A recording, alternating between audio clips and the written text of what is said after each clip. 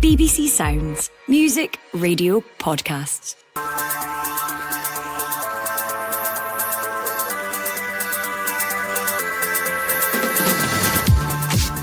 Hello and welcome to the Scottish Football Podcast. I'm Amy Canavan and this is the latest in our series of Premiership preview episodes. As we look ahead to the new season, we've got one for each top flight team, and this one is all about the boys who are back in town, Dundee United. Oh, what a finish that is! Dundee United take the lead, they go 1-0 up. It came from a long ball from the goalkeeper and it was flicked down by Louis Moll, and Tony Watt with the touch and finish, magnificent. Grimshaw drops his shoulder, looks to come in on the left foot, crosses it in, Fotheringham's header, it's in, United have won back. Kai Fotheringham, what a response from Dundee United. Sybil tails it back in, no, that's a good ball, there's the header, it's a brilliant header from Ross Docherty, the skipper. Steps up to the plate and puts United in front as they take another step towards the championship title. The Scottish Football Podcast from BBC Sport Scotland. Plenty packed in there, plenty to preview as United make their Premiership return. And here to do just that is the Courier and Evening Telegraph's Dundee United reporter Alan Temple and former United skipper Seán Dillon. Thanks for joining us, guys. Are you both well? Great, thanks. Absolutely. Fantastic. Plenty of optimism there, plenty of excitement there. There's loads to come from the guys, but before we get into the season to come, let's quickly try and summarise the last campaign for the Tangerines. Following relegation from the Premiership, Jim Goodman was appointed as manager on a permanent basis and they began the Championship as favourites to go back up.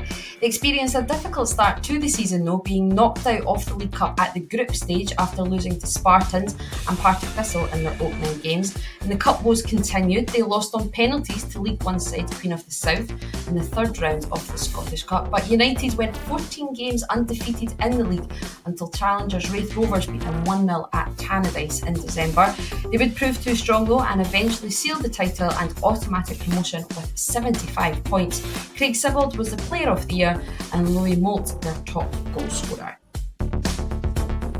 Alan, as someone who was there for nearly every minute of last season, how would you best describe the term? I think overall, you look back on it as a successful season. It didn't always seem like plain sailing when you were living through it. You touched upon a few of the lows there when you blew past, and obviously 3 cup defeats against teams, all of whom were below United in the pyramid, wasn't ideal. And likewise, there were a few blips along the way in terms of performances and results in the league season. However, ultimately, getting out of the division was the only thing that mattered, and in footballing terms and in financial terms, it was absolutely imperative that they did that, and the pressure that was associated with that was massive as well. So dealing with that, ultimately the players and Jim Goodwin need to be commended, and it is impossible to forget just how much of a rebuild was required last summer. Had to shave more than $2.5 million off the wage bill. They had to get rid of a lot of boys that didn't necessarily want to be there. They had to bring in a whole new squad effectively, and to do that and for it to gel in time for them to do what they needed to do, I think makes it a successful if unspectacular season for which they can hopefully build on this season. Seán, Alan mentions the word pressure there. How impressed were you by the way that United dealt with that? And at times it was unsurmountable, it was loud, it was coming from every single angle, but each time that it did and each time that there was that little slip up, whether it be in the league or the cup, they did just keep coming back, didn't they? So how were you impressed by the way that they dealt with it? Yeah, I think they bounced back really well each and every time questions were asked of them. I think Jim's done a great job, him and his backroom staff. Overall, like Alan mentioned already, promotion was the most important thing. That was the ultimate goal, and the amount of points that they got overall. I mean, I think it was 8 years. I think was the last time that points tally was beaten, and I think Great Rovers. And I know they've got a lot of plaudits for the season that they had, but the points tally that they produced would have won them the league, I think, in the last 4 years. So it wasn't like there was nobody having a go at them, and they appreciate everybody has an opinion on how they were playing. And United being the biggest team, the biggest club in the championship, to me by far, teams set up slightly differently against them than they would have going into other games, and and made it really, really tricky for them. So huge credit to Jim, huge credit to the players and the backing they got from the stands. I appreciate they were quite loud and vocal when things weren't going too well, but they came out in huge numbers, the fans. So I think overall it has been a successful season. You know, the obvious thing is that they got promoted, but that aside, there's been a lot of positives. Sean's right to mention the points tally there, Alan, and that it was one that, as he says, Wraith Rovers even finished in second. They would have won the league in the last few campaigns. Do you think there has yet been the recognition for just how well United done last term? You know, I think we both sort of looked into the numbers and broke it right down to the bare bones, and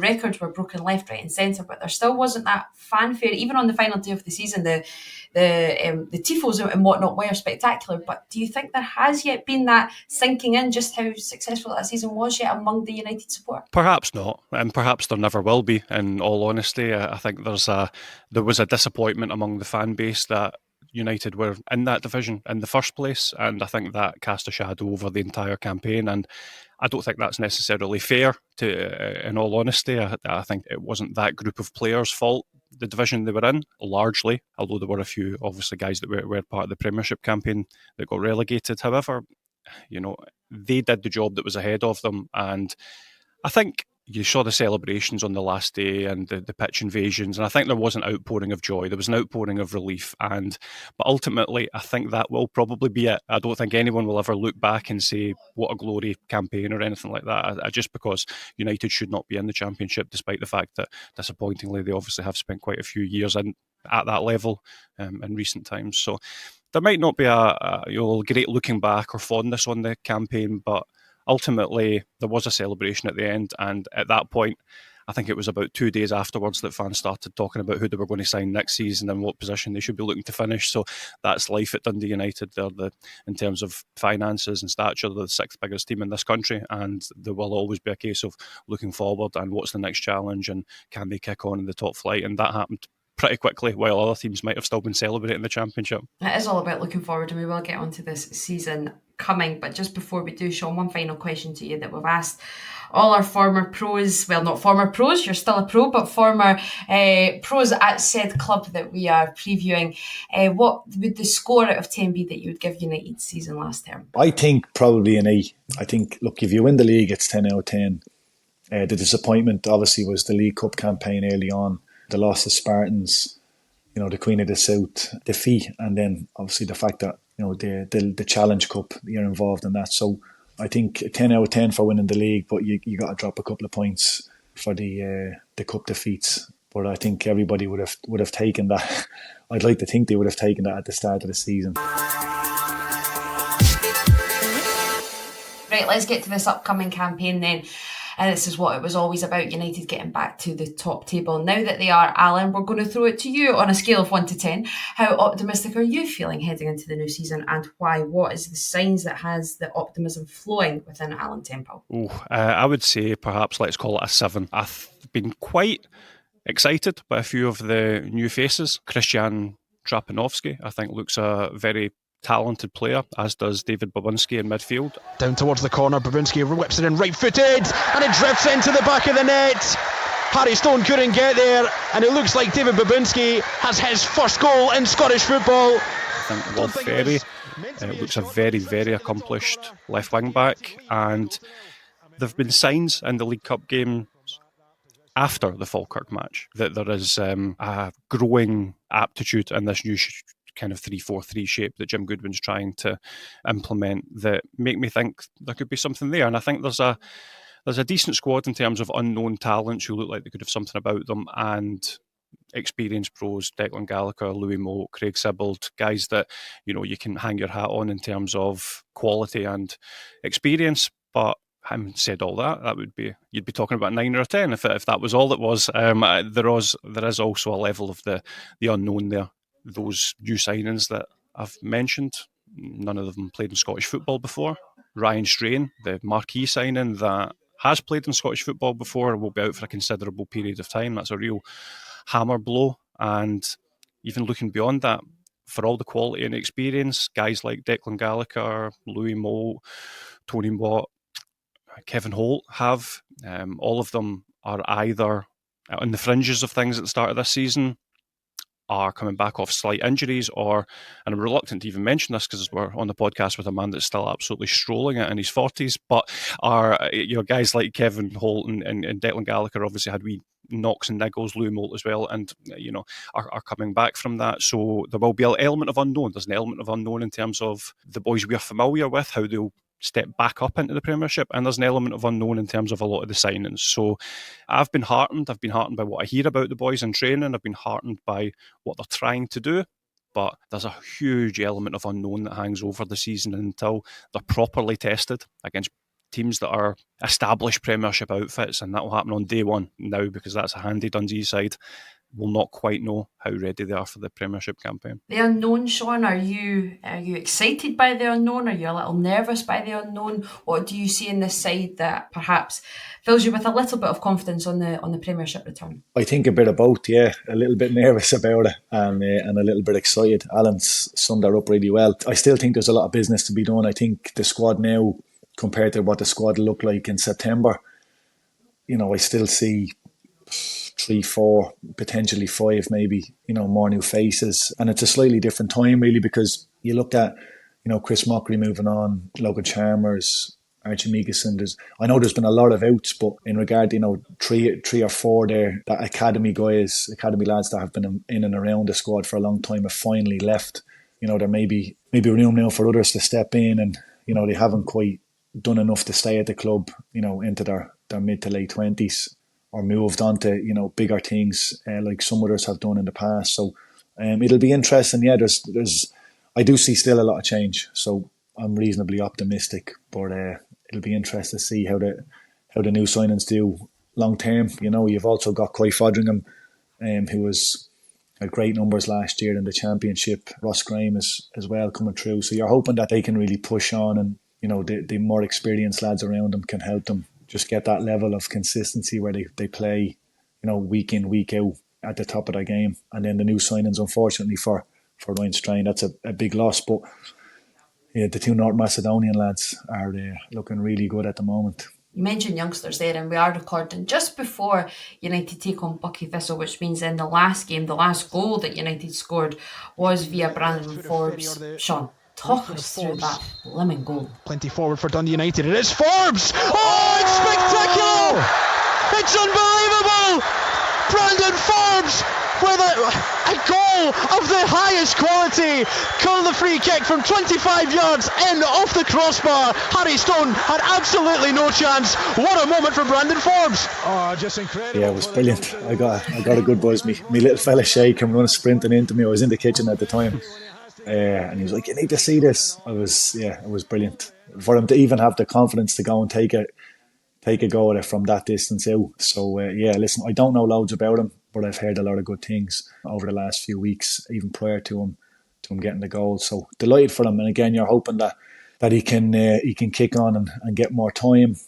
Sometimes you don't get much of a chance, especially when it comes to the League Cup stuff. You're hoping to be in and about it. He's certainly given the manager something to think about with that free kick. Alan, it's a goal that for now, as we say, keeps Dundee United's Premier Sports Cup dreams alive. It keeps them in the mix for now.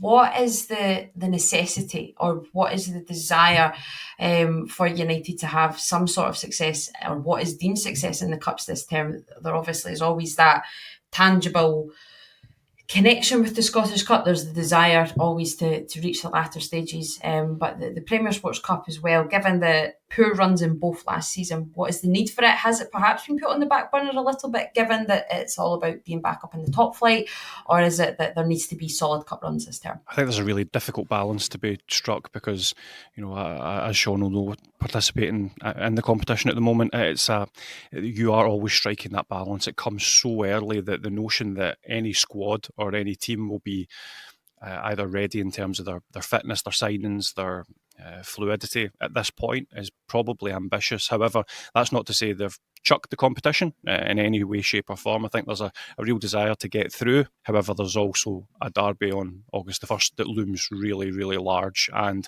I think Jim Goodwin desperately wants his team to be ready to absolutely hit the ground running on that match. And although they would, I don't think, would publicly admit it, if they were to narrowly lose out on progression in the Premier Sports Cup and win the Derby 3-0 and then go on a 4-match unbeaten run in the Premiership, you'd maybe be doing that deal with the devil. So it's a difficult one to balance, but there is a real hunger to get through at Tannadice among the players, the coaching staff, but especially among the fans. It's been too long. Dundee United fans pride themselves on their recent history in terms of getting to Hampden with regularity in the last 4 and even, going all the way. They've got a pretty decent record in that regard. So they do want to get back to that. And I think the experiences last season in the Cup were chastening. And again, I'm not sure how much Jim would want to make it about himself, but Jim Goodwin endured that tough old 2023 when it came to the Cup competitions, as well as what we've discussed with United.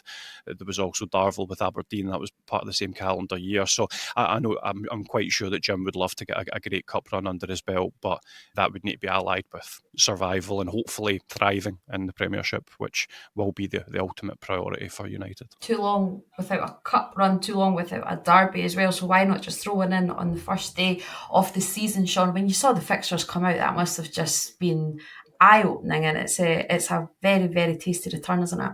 Yeah, the excitement it's a great buzz about it, and you can certainly feel the optimism from the other side of the city with the season they had last year. So no, listen, I'm delighted about it.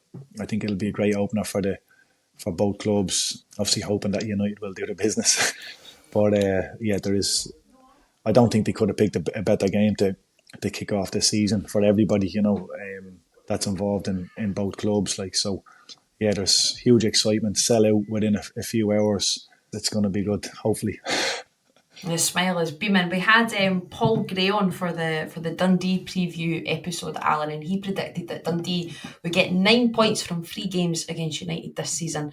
What do you feel the response would be from the top end of the street? I think, or the bottom end of the street, whichever way. You're standing on the street, to be honest with you. I think United fans would be more than happy to encourage that level of optimism among the Dundee fans if that's the way they wish to approach it. This is a city that I've found keeps its receipts in terms of predictions, so that's why I certainly won't be making one. However, I can understand why Dundee would be very confident. We've discussed the level of uncertainty about United set up and their personnel, and there's, we don't need to go back into that. What I would say is that contrasts quite sharply with Dundee. You kind of know who their key men are. You know that energy and quality they've got in the engine room. Their defensive structure's pretty well set up, and they've been steeled in a season of Premiership football that showed up Tony Docherty as a very capable top flight manager and got them top 6 football. So from a Dundee perspective, why wouldn't you be confident? They absolutely rightly should be.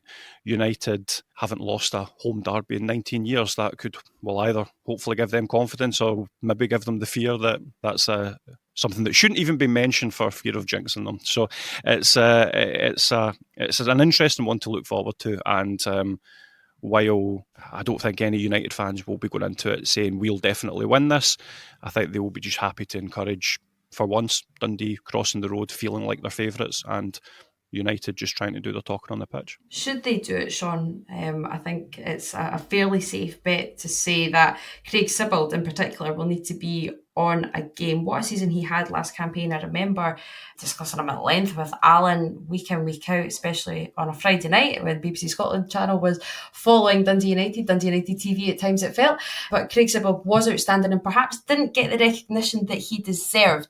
He's not quite managed to cut it so far in the Premiership when he's had his bashes at it. Do you think that this is the time where he can shine? 1-2 with Sibbald and McMillan taking a chance inside his own box. Will he be made to pay here? Yes! It's Craig Sibbald who punishes the McMillan error and gets the party restarted at Tannadice. I hope so. For his sake, I do, yeah. I think, sometimes I think he was Player of the Year at the club last season, so he was, there was enough people to understand or to recognise how good he was. I think in the dressing room, that's amongst your fellow teammates.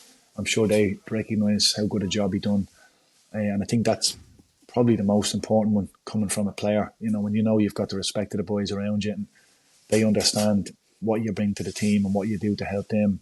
But yeah, the step up from Championship to Premiership is obviously a big one. I certainly hope he can do it. I know he's played there before.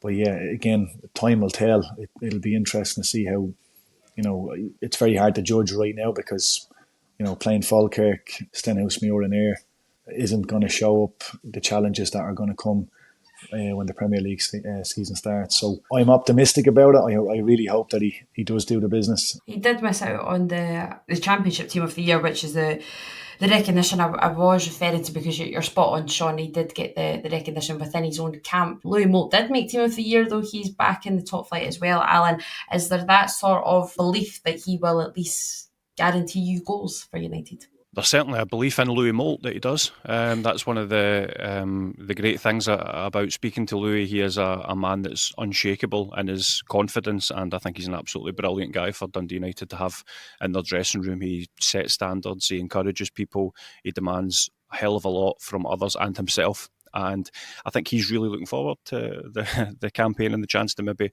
prove a few people wrong. He certainly takes criticism as fuel, and he'll know that there'll be a lot of people, as I mentioned earlier in this podcast, that will say it's been 4 years or even more, I think, actually, that since he was a regular starter in the Scottish Premiership. So I think if you give him service, he's still got goals in his boots. Here's Watt with a cross down the right hand side. It's into the 6-yard box, and there's the equaliser.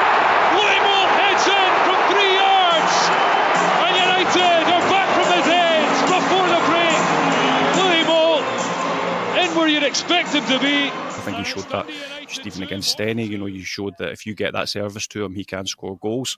I think the shape and the new system they're getting used to, it's still imperfect in terms of getting bodies around him, and he does need that. He can't do everything by himself, and if he's isolated, then he is 32 years old. There's only so much you can expect. So I think if you get service to him, you get bodies around him, he's talented enough to hold the ball up, score goals and do everything you need from him. But there'll also be competition for places. I would expect United to sign another striker fairly imminently. You also have Tony Watt on the books there, so he'll not only be fighting for goals and fighting to prove people wrong, but he'll be fighting for his place, which is always helpful. And as Sean alluded to earlier, they do need extra bodies, they need depth, I was suggesting they might even need a couple of starters. So it's business to be done, but even through all that, Louis will be determined to be a really important player this season. Business to be done, that certainly seems to be the message for now. One final question for you, Sean.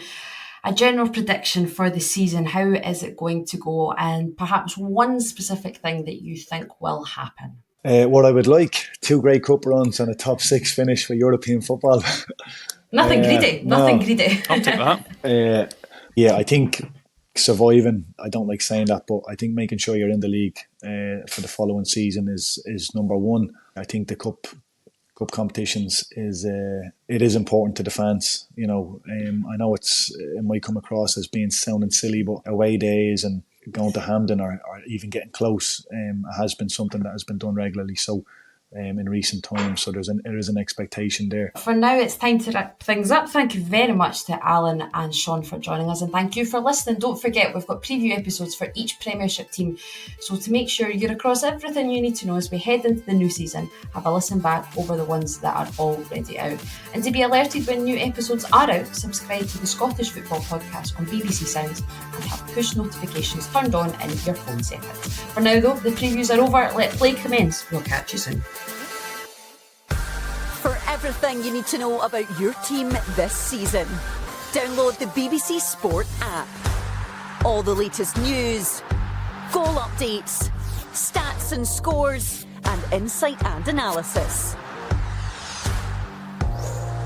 Just select your club to get the biggest stories and best content at your fingertips. What a result. Download the BBC Sport app for everything you need to know about your team this season.